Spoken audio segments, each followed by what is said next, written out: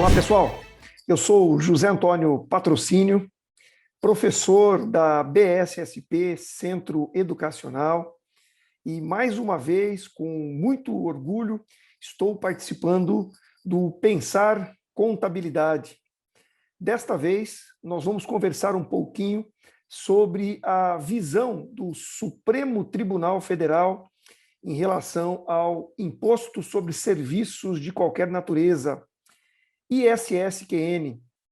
Quero mandar uma saudação especial aos meus queridos alunos da BSSP, aqueles que eu tive a oportunidade de conhecer presencialmente e aqueles que, em breve, poderemos estar juntos aí nas aulas da BSSP. Nesta oportunidade, eu quero traçar aí uma linha do tempo, mostrando um pouco das mais recentes e polêmicas decisões do Supremo Tribunal Federal, para que a gente possa compreender um pouquinho como essa jurisprudência foi se consolidando ao longo do tempo. Eu preparei um material que vai servir de norte para esse nosso estudo. Desejo que essa apresentação seja muito útil para você e que possa auxiliar nos seus estudos. Vamos a ela. Muito bem. Eu já falei, me apresentei, falei um pouquinho da minha experiência com a BSSP. A minha formação é jurídica e contábil. Eu tive contato com o imposto sobre serviços de qualquer natureza no serviço público. Estive por mais de 32 anos, atuei como auditor fiscal municipal e também como secretário municipal de Fazenda, que foi quando eu encerrei a minha carreira no serviço público. Atualmente, eu atuo no contencioso, atuo tanto no administrativo quanto no judicial, além da minha carreira acadêmica. Espero que essa minha experiência profissional possa ser útil para que a gente construa juntos aqui muito conhecimento. Muito bem. O foco do nosso estudo é o ISS, e nesta linha do tempo, que está aqui em destaque na nossa telinha, nós vamos conhecer um pouquinho da legislação. Tudo começou em 1968, o Decreto-Lei 406 de 68, e aqui a primeira informação importante para você que está me assistindo. Esse Decreto-Lei não está revogado, isso é muito importante. Um decreto com mais de 50 anos de existência, mas que permanece ainda com a sua eficácia em relação principalmente à tributação das sociedades de profissionais e autônomos. Estou falando das sociedades de médicos, dentistas, advogados, engenheiros, contadores, entre outros. Do profissional autônomo, do médico, do engenheiro, do advogado, do contador, do eletricista, do mecânico, e também da base de cálculo da construção civil. Então, é o artigo 9º que regula, que disciplina essa tributação. Ao longo do tempo, muitas alterações foram ocorrendo, mas o que mais importa mesmo é a Lei Complementar número 116, editada em 2003. Como eu disse, ela não revogou o decreto-lei e manteve o artigo 9º. É a Lei de Regência do ISS. Lei Complementar 116, ela disciplina toda a tributação deste imposto municipal. Ela só foi alterada 2 vezes, em 2016 e em 2020. Lei Complementar 157 e Lei Complementar 175. Então, para você que é um estudioso desse tema, que é um intérprete da lei, vale muito a pena lembrar que aqui está compilada a legislação do ISS. Se você tiver alguma dúvida, se você tiver algum problema com o ISS, é nestas leis que você vai encontrar a solução mais adequada. Muito bem. Ao longo do tempo, então, uma das polêmicas que surgiu foi em relação à tributação desta atividade econômica. Como vocês sabem, o ISS incide sobre o serviço, a prestação de serviços. E aí, a primeira indagação muito importante para esse nosso estudo é qual o conceito de serviço? qual o conceito de serviço. Eu ilustrei aqui, colocando a pergunta num site de buscas, e eu tenho certeza que vão aparecer inúmeras respostas. Eu trouxe até aqui para ilustrar algumas definições. Na linguagem comum, serviço é o ato ou efeito de servir. Já na jurídica em geral, é o exercício de qualquer atividade intelectual. Eu gosto muito dessa definição que fala serviço é uma obrigação de fazer e não uma obrigação de dar. Os doutrinadores, cada qual com o seu entendimento, sempre enfrentaram o desafio de conceituar serviços. Por quê? Porque é a atividade econômica sobre a qual incide o ISS. Vale lembrar aqui para você que está me acompanhando que nós temos basicamente 3 atividades econômicas. A indústria, tributada pelo IPI, a circulação de mercadorias, tributada pelo ICMS, e o setor de serviços tributados pelo ISSQN, que é o foco do nosso estudo hoje. Muito bem. Ao longo de toda a minha experiência profissional, buscando auxílio na doutrina e na boa jurisprudência, eu pude definir o conceito de serviço da seguinte maneira. Conceituação minha. Em resumo, 2 são as condições para a atividade econômica sujeitar-se à incidência do ISS. O seu exercício vincular-se de forma expressa ou tácita a uma obrigação de fazer é o primeiro requisito, e esta obrigação de fazer constar da lista de serviços instituídas pela Lei Complementar 116 de 2003. Então veja que se você estiver diante de uma atividade econômica, o que é necessário é conhecer a natureza dessa atividade e identificar se nela existe alguma obrigação de fazer. É o primeiro indício de que você está diante de um serviço. Se você confirmar a existência, então, desse serviço, é preciso que você avalie se esse serviço está na lista. Se ele estiver na lista, ele será tributado pelo ISSQN. Muitas vezes, a obrigação de fazer, ela não aparece de forma expressa. Ela aparece de maneira tácita, quase que como um combinado entre as partes, ou quase como uma coisa automática, decorrente da relação jurídica. Vou te dar um exemplo. Imagine você necessita retirar entulho na sua casa. Retirar e dar destinação a esse entulho. Se você entrar aí nos sites de busca, você vai encontrar empresas que oferecem, elas se auto-intitulam como locadoras de caçamba, locação de caçamba. No primeiro momento, você pode ser instado a pensar que a locação de caçamba estaria fora do campo de incidência, por se tratar de uma locação. Entretanto, se pensarmos um pouquinho, aprofundarmos um pouquinho o estudo da atividade, nós vamos chegar à conclusão que, de forma tácita, quando eu contrato e quando eu loco, entre aspas, a caçamba, eu só aceito essa condição da locação, porque eu sei que quando a caçamba estiver cheia, ou quando decorrer o prazo que eu combinei com o locador, ele vai dar destinação final a todos os resíduos e entulhos que estão dentro da caçamba. Está aí. Obrigação de fazer de forma tácita esse contrato, que pode ser verbal. Perceberam? Então veja que, ainda que de maneira intrínseca, nós temos uma obrigação de fazer. Isso pode, então, despertar o interesse do fisco e na tributação da atividade econômica. Muito cuidado com isso. E se eu prestar um serviço que não está na lista? Bom, muito bem. Se é um serviço, mas que não está na lista, evidentemente que você não vai pagar ISS. Não pague ISS e não precisa emitir nota. Olha que maravilha. Mas patrocínio, diga para mim se existe isso. Existe um serviço que não está na lista? Sim. Eu diria até que existem vários. Mas vou citar um. Produção de vídeo, produção, gravação, edição de vídeo. Você que vai casar, você que vai para um batizado, você que vai fazer uma formatura, você contrata uma empresa, ela vai lá gravar.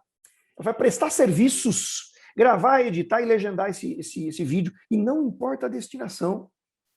Está aí, serviço, eminentemente serviço. Não está na lista, não paga ISS. Muitos clientes, eu tenho certeza que você que está me ouvindo, deve conhecer alguém que presta esse serviço e que não sabe que não precisa pagar ISS. Está pagando, olha só, você vai lhe dar uma grande notícia. Esse é o papel do gestor tributário, estar informado, e informação hoje, conhecimento, é o que tem mais valor no nosso mercado, no mercado de trabalho. Está aí, dica importantíssima. Segunda questão importante, e se a atividade estiver na lista e não for um serviço? Está aí. Não confie em tudo que você lê, especialmente na lei. No caso daqui, da lista de serviços.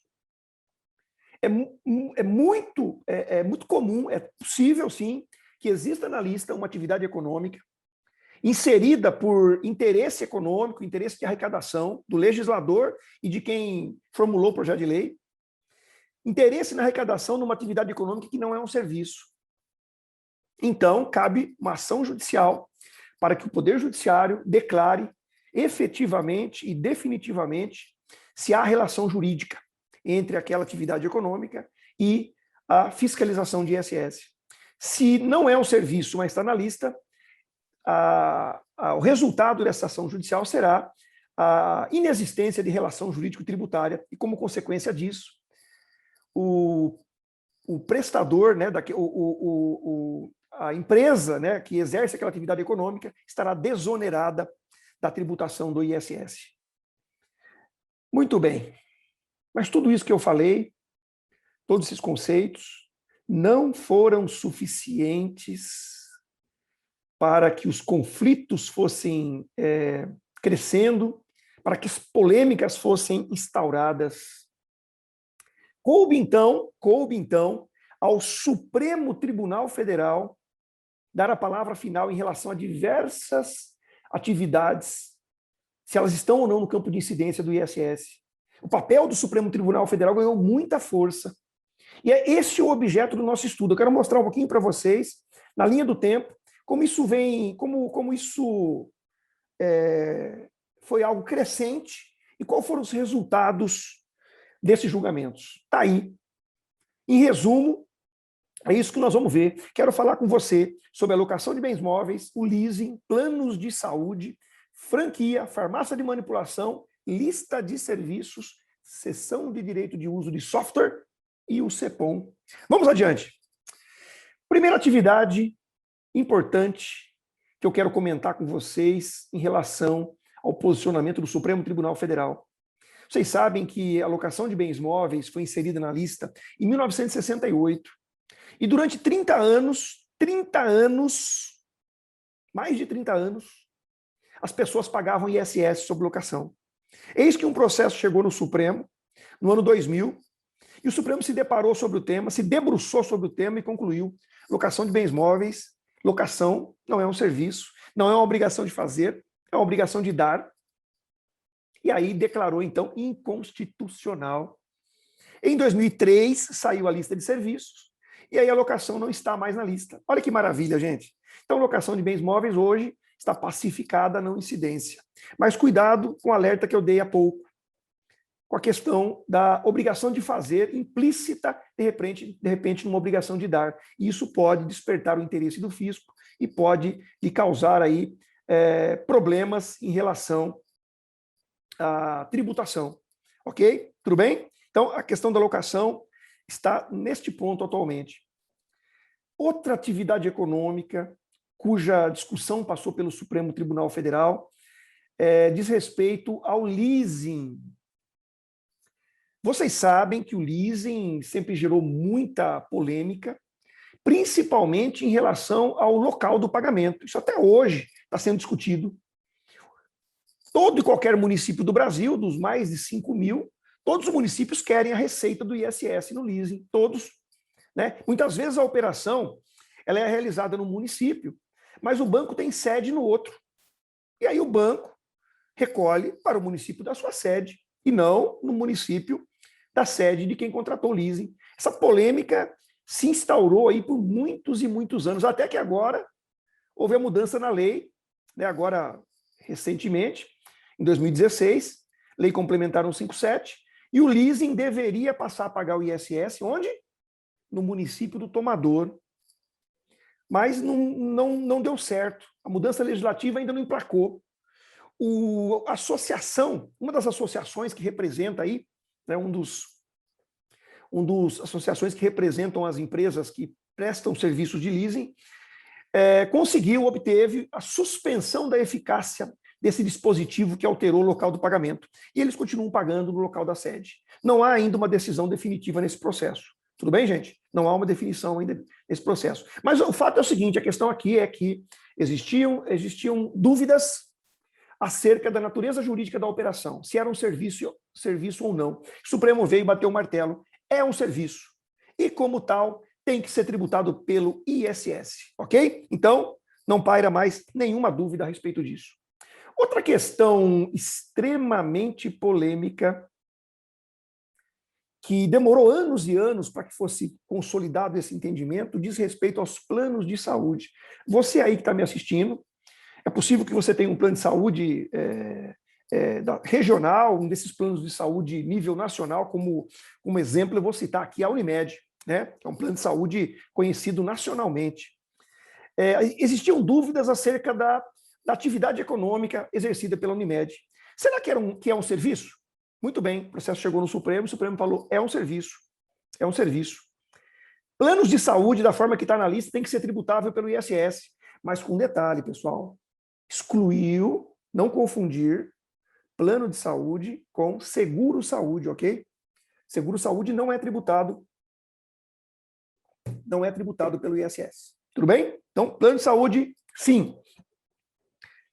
Do mesmo modo, também chegou ao Supremo Tribunal Federal, com repercussão geral reconhecida, o que demonstra que o tema, o assunto, ele suplanta, né? Ele vai além do interesse das partes. Ele tem nele, da questão envolve interesses relevantes, econômicos, jurídicos, né? Então, por isso, o Supremo se debruçou sobre o tema. Franquia, também, contratos de franquia, existia aí uma linha doutrinária que defendia a franquia como locação, né?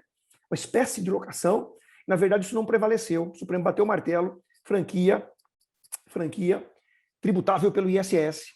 Abaixo agora dessa questão, se discute muito aí o local do pagamento e a composição da base de cálculo, que é algo ainda não definido pelo Poder Judiciário. Recentemente, chegou ao Supremo a questão da farmácia de manipulação. E agora, hein? Será que a farmácia de manipulação, quando vende um medicamento, entre aspas, um medicamento, ela está comercializando e deve pagar ICM ou ela está prestando um serviço e deve pagar ISS? Então, os ministros se debruçaram sobre o tema e resolveram o seguinte: é ISS se o medicamento for manipulado sob encomenda. Está aí. Então, se você tem um cliente que atua nesse segmento, se você tem alguma dúvida ainda sobre essa questão, guarde a seguinte regrinha. Se o medicamento for produzido em larga escala e ficar na prateleira pronto, disponível para venda, IPI na produção, ICM na venda. No entanto, se esse medicamento for manipulado sob encomenda pela farmácia, nós estamos diante de uma prestação de serviços sujeita ao ISS. Então, muito cuidado para não pagar errado. Quem paga errado, vocês sabem, paga duas vezes, ok? E a nossa lista de serviços? Eu até botei aqui um trechinho dela para ilustrar nossa conversa aqui. A nossa lista. Será que eu posso fazer interpretação analógica, interpretação extensiva? Pessoal, a doutrina já havia consolidado um entendimento. Mas faltava o Supremo bater o martelo em relação a isso. E eis que chegou o processo lá e eles, então, convalidaram esse entendimento que estava pacificado na doutrina. Eu já vi, inclusive, citado isso nos meus livros. A lista de serviço, ela é taxativa, mas ela admite interpretação extensiva. O que é isso? Patrocínio, mas o que é isso? Quer dizer que a prefeitura agora pode tributar toda e qualquer coisa? Não. Se existir uma atividade econômica, ainda que ela seja um serviço, se não tiver na lista, não precisa pagar. E não pode interpretar analogicamente. Não pode. Qual é a solução, então? Quando o Supremo vem e diz que admite a interpretação extensiva. É importante que a gente saiba que essa interpretação extensiva ela deve realmente ser colocada em prática. Por quê? Porque o prestador de serviços tem todo o direito de mudar o nome daquilo que ele faz. A lei tributária não pode impedir. Você tem o direito de mudar o nome daquilo que você faz. Se você hoje é um consultor, você pode virar um personal coaching. Ora, qual o problema? Se para você isso, de maneira comercial, é mais interessante, você pode mudar o nome. Entretanto, e aí entra a interpretação extensiva, a mudança de nome, que é lícita, não tem o condão de afastar ou colocar você no campo de incidência do ISS. Independente do nome, você vai continuar sendo tributado, ou independente do nome, você não será tributado. Vou te dar mais um exemplo para fixar bem essa questão. Se alguém me perguntar assim, patrocínio, o que você faz? Eu digo, eu sou professor e queria saber se eu tenho que pagar ISS. Você vai na lista e procura professor, não tem. Eu digo assim, não, eu dou aula. Dar aula não tem na lista. Eu digo assim, pessoal, eu leciono. Lecionar não está na lista. Está aí. Aquele que leciona, o professor, aquele que dá aula, ele paga ISS. Porque na lista tem ensino e instrução de qualquer grau ou natureza. Significa dizer o quê?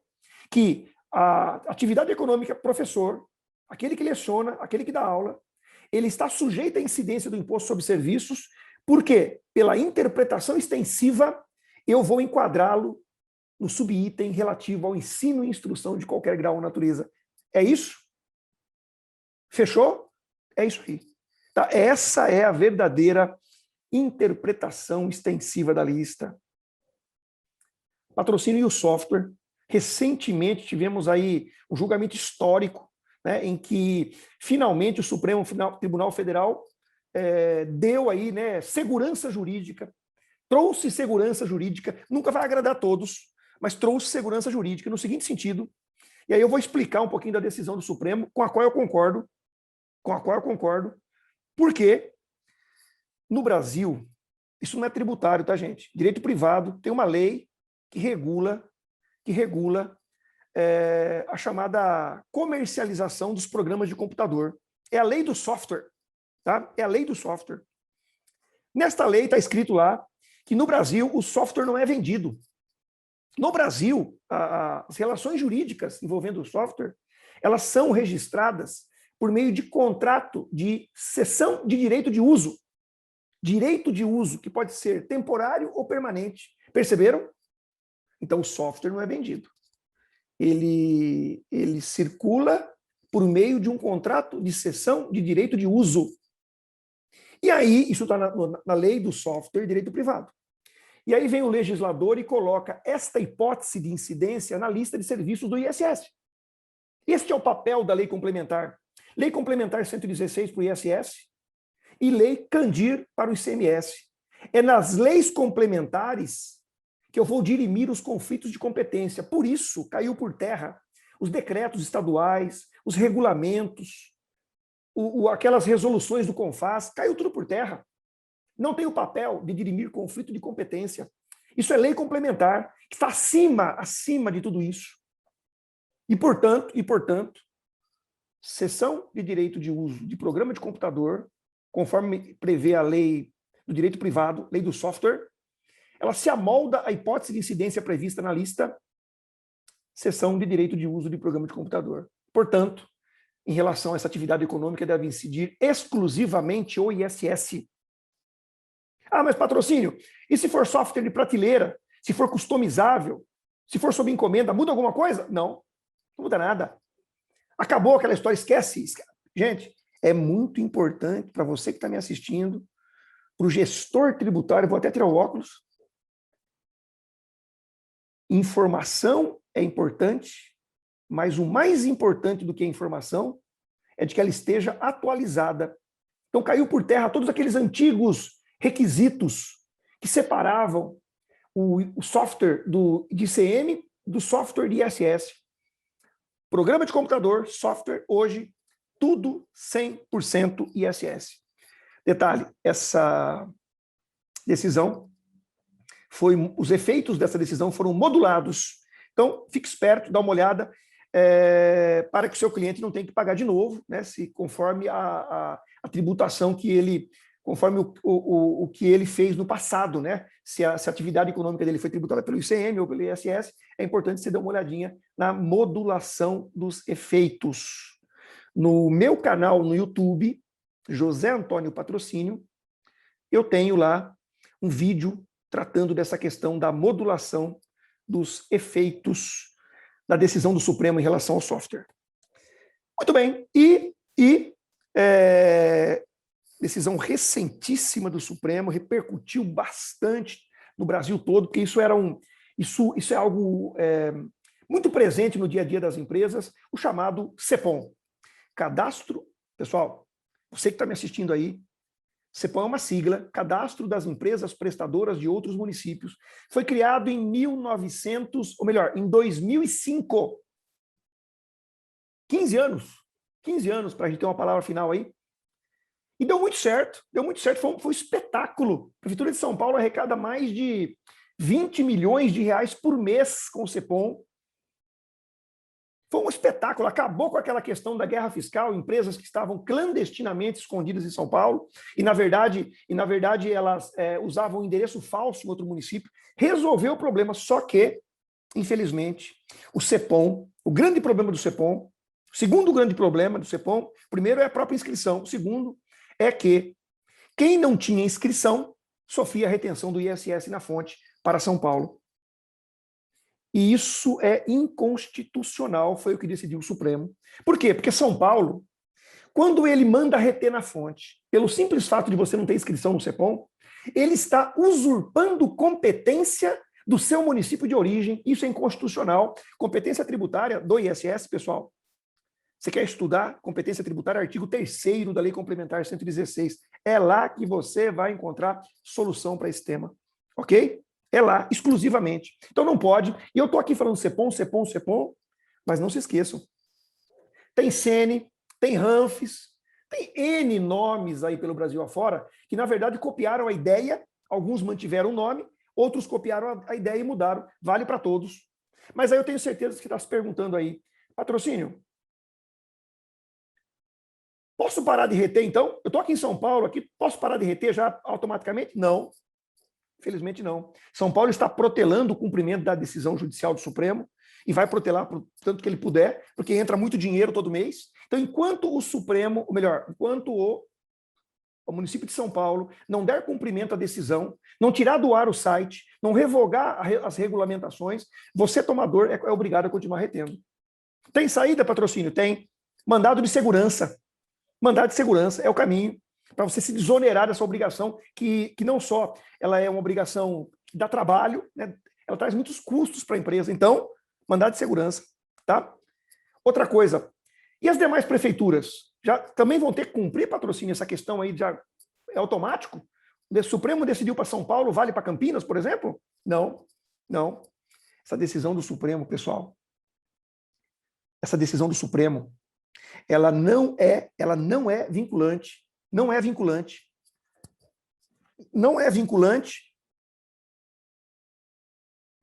ao Poder Executivo. Ela vincula apenas o Poder Judiciário. Por quê? Porque ela foi proferida, ela é emanada de um recurso extraordinário com repercussão geral reconhecida. Significa que, nesses casos, ela vincula apenas o Poder Judiciário e não vincula o Poder Executivo, nem federal, nem estadual, nem municipal. Que deverão, se quiserem, então, aplicar também nos seus cadastros, algo que eu acho muito difícil que aconteça. Então, cabe a você, que está me assistindo, de outro município, ingressar com uma ação judicial, e aí, como eu falei, o Poder Judiciário está vinculado, a decisão você já sabe qual vai ser. Mandado de segurança, e aí sim o juiz vai determinar que o seu município pare de obrigar você a se inscrever ou pare de exigir que você faça a retenção do ISS. Vale lembrar, para você que gosta de estudar esse tema, que as decisões emanadas pelo Supremo Tribunal Federal, para que elas tenham poder vinculante, para que elas vinculem, elas precisam ser emanadas em ADIM, ação direta de inconstitucionalidade, ou efetivamente numa súmula vinculante. Somente nesses dois casos é que estariam vinculadas à decisão, ou melhor, vinculados à decisão Poder Judiciário e Poder Executivo. No caso do CEPOM, repito, recurso extraordinário, com repercussão geral reconhecida, então, vincula apenas o Poder Judiciário e não as prefeituras. Então, vocês podem ter certeza que as prefeituras não vão cumprir automaticamente, porque não são obrigadas, e caberá a você, ao seu cliente, que conhece, que é um estudioso do assunto, buscar os seus direitos no Poder Judiciário. E, por fim, alguém poderia perguntar assim, mas patrocínio, eu tenho um cliente que pagou, ou melhor, tem um cliente que não tinha inscrição no CEPOM, no SENE, no RANFES, e sofreu retenção do ISS na fonte dos últimos 5 anos. Posso pedir o dinheiro de volta? Não só pode, como deve. Pode, como deve. O município fez uma retenção indevida, né, que quase se equivale a um enriquecimento ilícito, e tem obrigação de devolver o valor retido indevidamente, recolhido aos cofres públicos, tem que restituir devidamente corrigido. Então, fica a dica aí, se você tem um cliente que está passando por essa situação, é extremamente importante que você alerte ele a respeito dessa obrigação de retenção de restituição do ISS que foi pago indevidamente. Muito bem, eu quero muito mostrar aqui para vocês, me permitem? Para a gente finalizar nossa conversa, e eu tenho que agradecer demais para você que está me acompanhando aqui até o final desse nosso encontro. Espero que as minhas informações tenham sido úteis para você. Estão aqui os meus contatos, homenagem especial também aqui ao nosso coordenador, professor Edgar Madruga, que eu tenho uma imensa gratidão, excelente profissional. Preciso agradecer a você pela atenção, por estar aqui comigo. Quero recomendar, tá, o meu livro, ISS, Teoria, Prática e Jurisprudência, 5ª edição. Isso é importante, ó. Fiquem atentos aí, ó. 5ª edição, ok? Cuidado, porque ainda tem as edições anteriores aí disponíveis para venda. Compre a 5ª, que está devidamente atualizada. Ela está recheada de decisões do Supremo Tribunal Federal. Ela está totalmente atualizada com a Lei Complementar, inclusive 175. Edição 2021, Revista dos Tribunais. Pessoal, nesta edição, você pode adquirir ela na versão impressa e também na versão digital. Nesta edição, eu gravei vídeos sobre diversos temas polêmicos e atuais do ISS. Então, fica a minha recomendação e a minha gratidão se este livro for adquirido por você, e espero muito que ele possa ser útil aí no seu dia a dia. Para finalizar, eu quero agradecer mais uma vez a oportunidade, pensar contabilidade, como eu falei durante o nosso encontro, o conhecimento é o nosso maior patrimônio, é o que nos diferencia e faz sermos melhor a cada dia. Eu desejo a você muito sucesso, muita saúde, que você prospere cada vez mais na sua profissão. O fato de você estar aqui demonstra que você já é um profissional diferenciado, e eu espero reencontrá-lo numa próxima oportunidade. Um close especial aqui para desejar um ano aí muito melhor do que nós tivemos, e que em breve a gente possa retornar aí aos encontros, né, às aulas, aos seminários, aos congressos, para que possamos nos encontrar presencialmente. Um grande abraço a todos, muito obrigado e até uma próxima oportunidade. Até lá!